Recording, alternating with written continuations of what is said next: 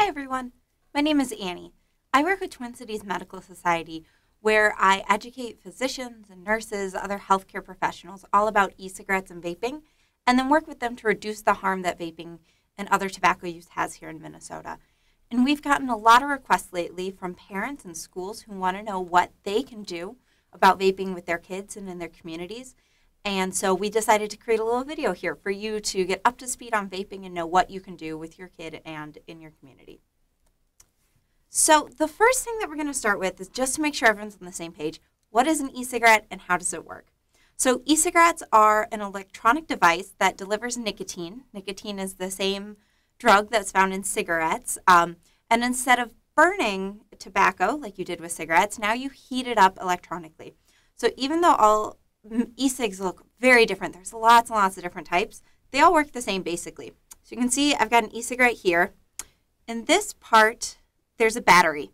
So the battery is the power source for e-cigarettes.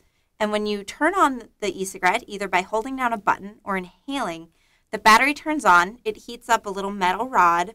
That metal rod is touching the e-liquid, and when that e-liquid gets hot, people inhale it, the aerosol that it creates. So basically you just have a battery that's heating up the e-liquid, and that's creating the aerosol.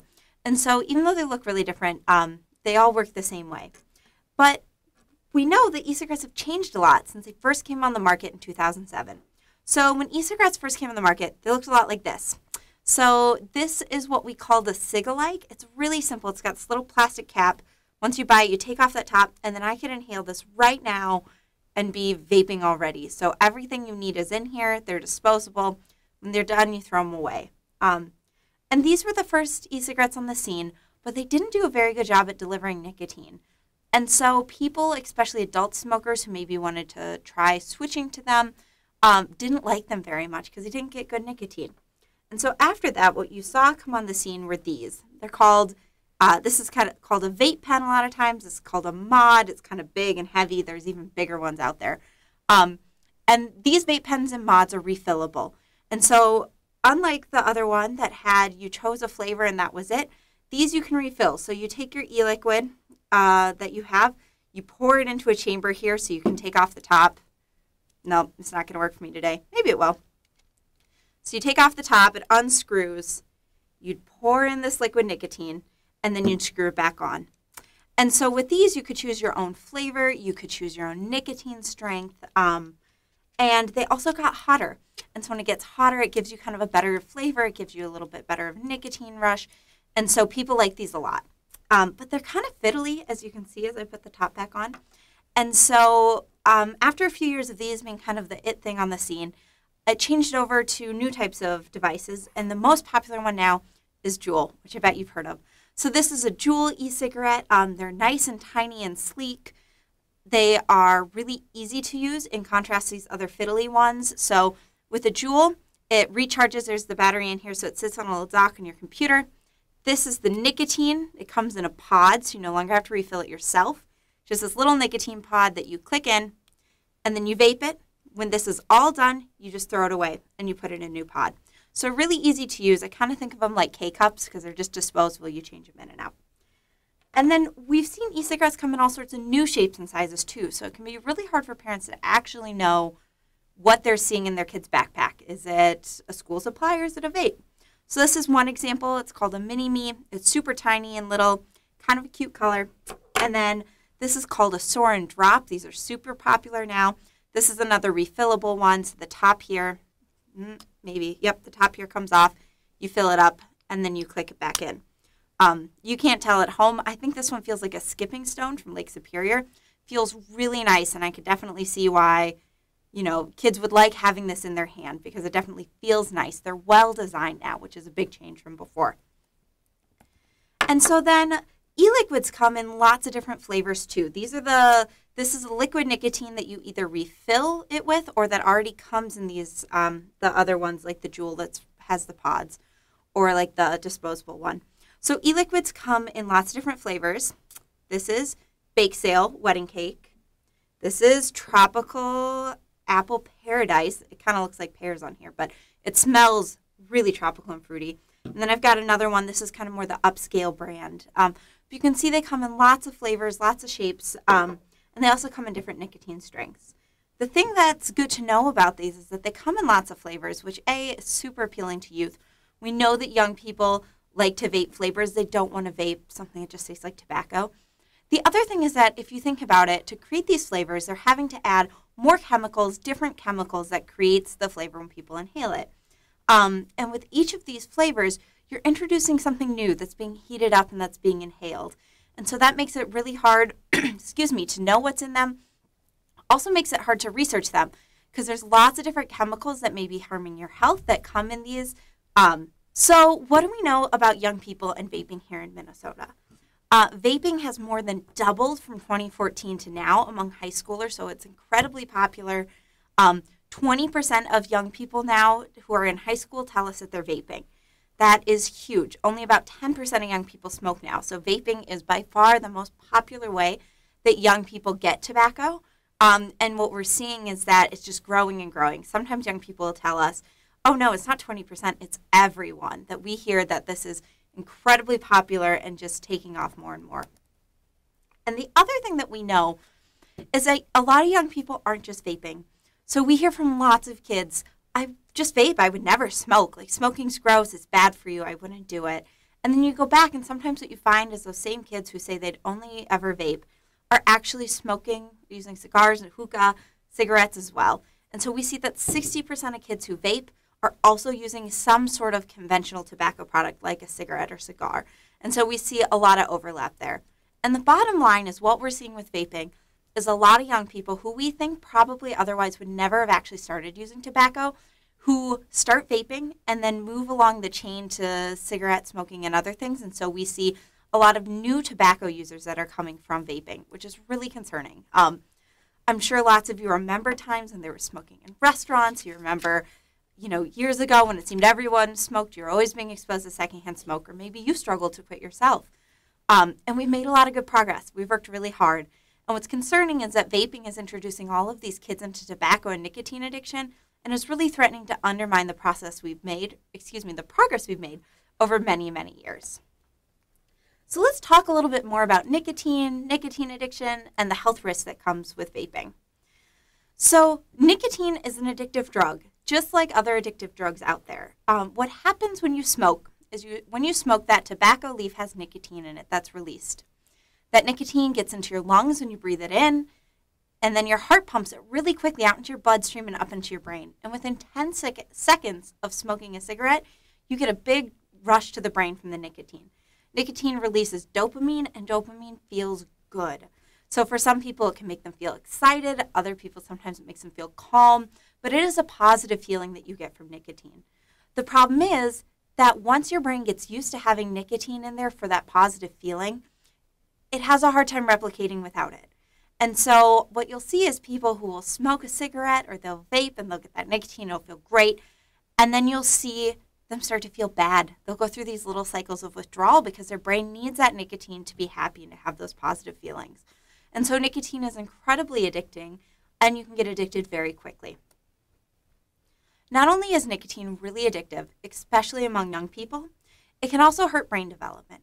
So when young people are in their teens or even younger, their children, their brains are still developing. They're forming new pathways that are coming together. And what happens is when you introduce nicotine to those pathways, it creates new ones. And what it can do is it can disrupt the pathways that help control things like learning, memory, and attention. And those can be lifelong consequences, which is really difficult for, kids who want to go on and meet their aspirations, that they're not able to do some of these same tasks. So not only is nicotine incredibly addictive, it also can harm brain development. So we know that young people who use nicotine can have lifelong issues with brain development in terms of memory and learning and attention. So it's really concerning. That happens because when people are young, their brain is forming new connections, or forming new little maps in the brain, and that nicotine can disrupt those that are helping with healthy brain development. And the other thing is that young people are particularly vulnerable to nicotine addiction. That's because when all those new pathways are forming, if you're introducing nicotine, you're creating new pathways that are then getting cemented into adulthood, those pathways of addiction. And so it's really important to help young people not use nicotine in their adolescence, because they can struggle with that addiction then for the whole rest of their life. And then the other thing that's important to point out is that nicotine can be very harmful to developing fetuses during pregnancy. And so if there are young people in your life who are expecting, it's a good chance to talk to them that nicotine can have really profound impacts on that developing fetus. So one thing we've seen with Juul coming on the scene is that it's really changing the nicotine scene here in vaping. So it used to be with older e-cigs that, one, they weren't always great at delivering nicotine to the brain in the way cigarettes were. So with cigarettes, as I said, in 10 seconds you get that big nicotine pop, and it feels really good. Old vapes weren't as good as doing that, and so a lot of people kind of found that disappointing if they're used to the nicotine from cigarettes. The other thing is if you vaped a lot or it was too hot from old e-cigarettes, that nicotine would start to hurt your throat. It didn't feel very good. It was pretty uncomfortable, and so you kind of had this feedback that if you're vaping too much or it was too hot to go back because it didn't feel good. Well, that's not true with Juul. Juul figured out a new way to extract nicotine from the tobacco plant, and it's really changed the game. So the first thing is that you no longer get that feedback that it's too hot. Your throat doesn't get uncomfortable.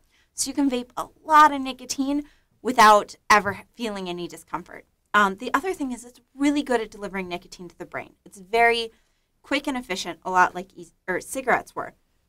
And so what we see with those two things is that kids are being exposed to a huge amount of nicotine because Juul is not just good at delivering nicotine, their pods have a lot. It's some of the highest nicotine concentration on the market, much more than what we saw before. So kids are getting exposed to huge amounts of nicotine through Juul, and they're able to do it without having any discomfort. So we're seeing a lot of young people who think it's cool, they think it's no big deal, and they're ending up being addicted to nicotine really quickly because they're getting huge amounts of it without sometimes even realizing it.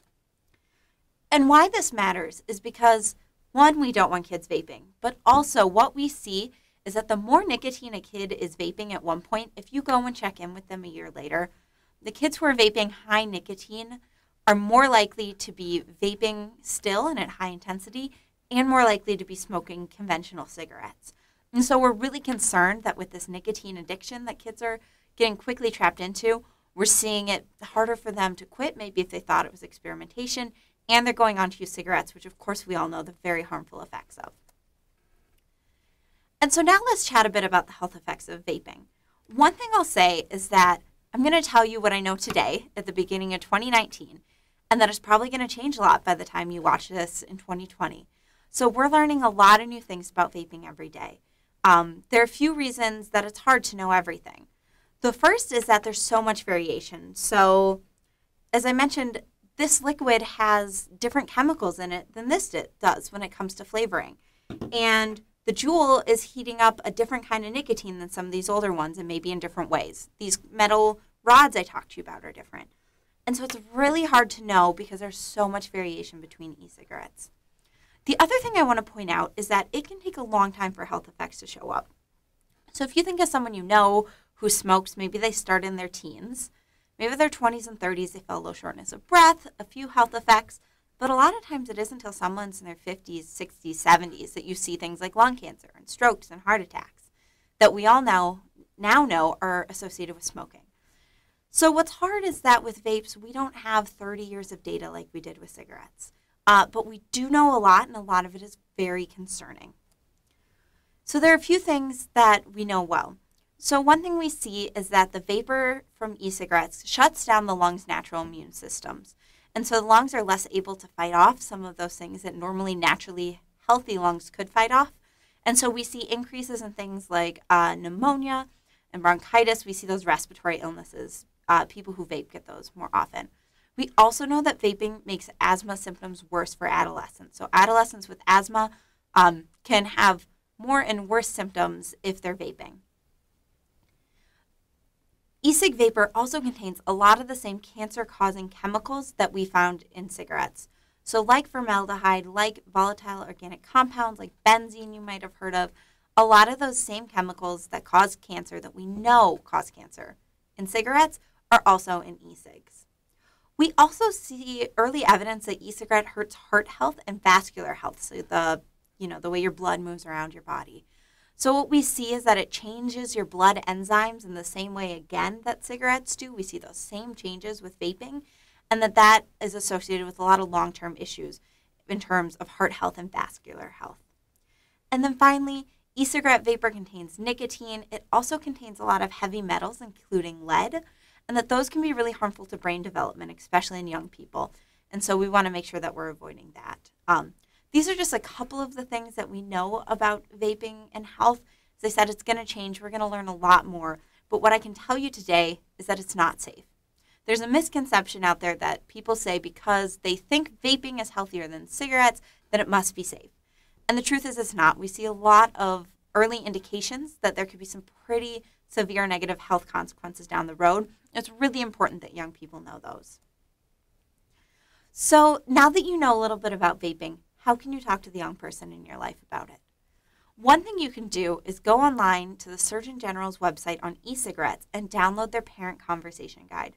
So the website is e-cigarettes.surgeongeneral.gov. And if you go there, there's a great guide that tells you some of these same facts I've shared today and walks you through best practices in talking with your young person. But a few of the top tips from that are, one, to find a natural moment to talk to the young person in your life. So don't necessarily need to sit them down and have the big talk with them. You know, you can find a moment where maybe you see someone vaping on TV, maybe you're driving past a vape shop. Whatever it is, if you find reasons in everyday life to talk with them, those natural conversations are really great. The other thing I want to encourage you to do is engage in real conversation. You know, your teen is likely seeing vaping all the time in their schools, in their friends. And so just coming at them and saying, this is bad, stop, don't do it, might not work. So have a real dialogue, be open to their thoughts and questions, and be prepared to answer those, because that's a great way to have a conversation with them that can really result in change instead of just having to lecture them. And then the last one is be prepared to answer questions. So your young person might not know a lot about vaping, and they might see a lot and have some misconceptions that it'd be good for you to talk about. So make sure you're prepared, and hopefully with this video on the e-cigarette, or the Surgeon General's e-cigarette guide, it'll give you a lot of great information. And then the other thing I want to talk about is what to do if the young person in your life already vapes. So we know that a lot of young people are vaping. We hear anecdotally all the time that people say, oh, I just thought I'd do it for fun, and now I can't stop.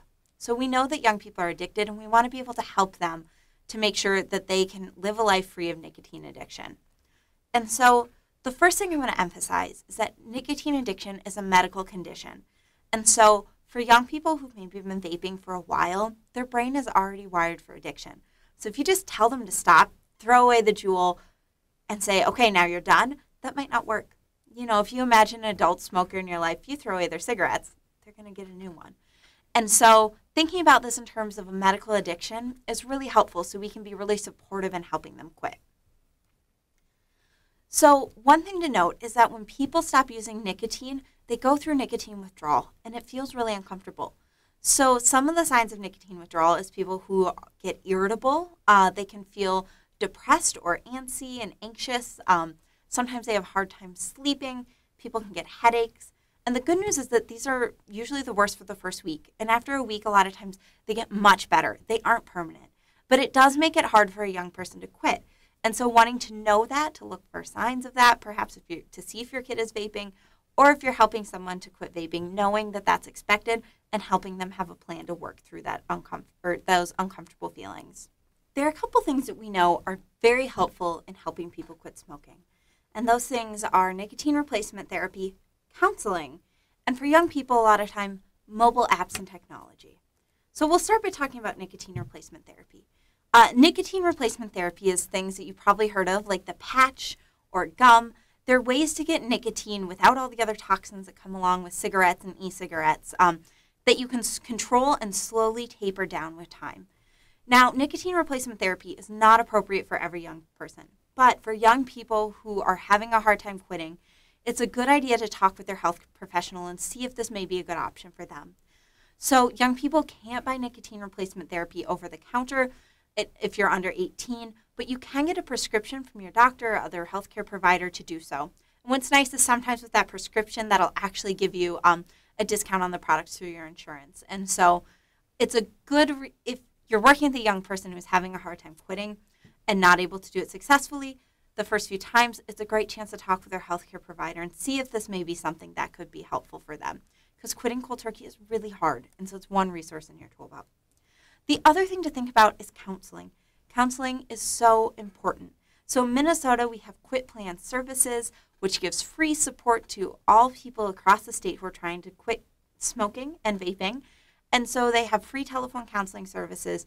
And it's a great chance to just talk with somebody who knows a lot about this and talk about what's hard, what are times that they're tempted to vape, what are strategies they can use to, to work through that temptation, to work through their cravings. And so getting counseling, whether it's through Quit Plan, whether there's somebody at your child's school or your healthcare professional's office, getting that counseling is a really important part, because having a Quit Plan, having those tools in place is going to make people much more successful when they try and quit.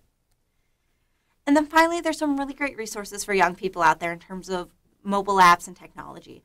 So there is a program called smokefreeteen. If you Google it, you'll find their website. And they've got a great texting program. So the program isn't necessarily the same boring text we might get as adults. They're fun, they've got emojis, and they're really geared towards young people and giving them encouragement throughout the day and helping them come with a plan and keep on track. And the other app out there, or the other thing out there through smokefreeteen is an app. So it's called Quit Start. It's another youth-centric app, and it's really great. So this has got a few more features. It's got some like short games in there. So if someone has a nicotine craving, they can go in and play this game for 5 minutes to get them through that craving, which we know is great. It's got encouragement. You can set goals. You can set areas where you're tempted to smoke. So maybe every time I go to Pete's house, that's when I want to vape. And so you can set a geotag. And so when you come close, it'll say, hey, this is an area that you're tempted to vape in. Don't do that. Stay strong. You got this. So it's a really nice app that can just help young people. And so in combination with counseling, maybe nicotine replacement therapy if it's appropriate, these are all great tools to use with the young person. And also I'd encourage you to be really supportive, to work with your teen, your child who's trying to quit vaping. It can be incredibly hard, and having your support throughout this process is going to be really important to them. Then finally, I just want to encourage you, if you've watched this video, if you've hung with me for this long, clearly you care about this issue. And I care about this issue a lot too. There's a lot that we can do as individuals in our jobs with our kids to work on this, but there's also things we can do as communities. There are policies like Tobacco 21 or restricting flavored tobacco products so they can't be sold in places where young people can enter. There's a lot of great things we can do to make it less likely that young people vape if we work together. And so I'd encourage you, reach out to your city council person, reach out to your elected officials here at the state level, and just tell them that you're concerned about vaping, that you're concerned about youth tobacco use, because hearing from you makes a big difference to them. And those laws that they can help pass make a big difference to our youth and how they grow up. So we so appreciate you watching today. I hope that you've learned some great stuff. If you have questions, we're always here to help. You can reach me at akrapek@metrodoctors.com. I'm always happy to chat, and I hope that you have a great day. Thanks.